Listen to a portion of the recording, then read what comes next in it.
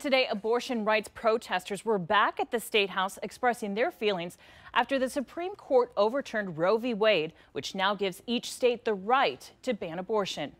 Several elected leaders who support abortion rights here in Ohio were also there. 10 TV's Ashley Bernanson has been following this from the start and spoke with the politicians and protesters on what they plan on doing.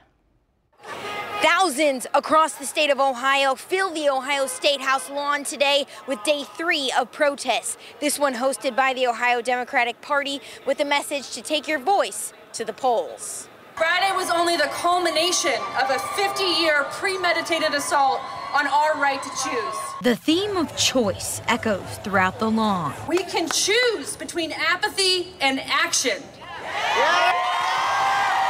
I have 5 daughters, and how do I tell them? I mean, they don't have the right to choose anything.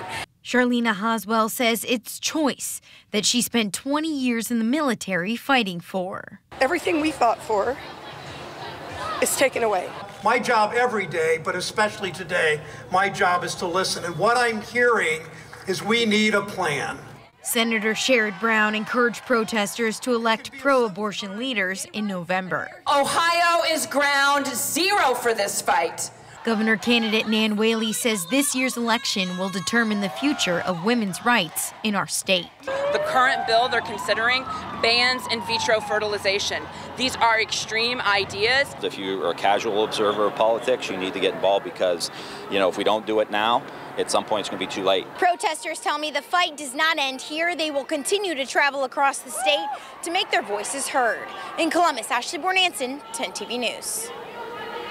There wasn't much of a presence from the anti-abortion side of the ruling today, but several have voiced their opinion. Ohio Attorney General Dave Yost said in part, this decision returns abortion policy to the place it has always belonged, to the elected policy branches of government. Roe was poorly reasoned, a doctrine of shifting sands that invited perpetual litigation.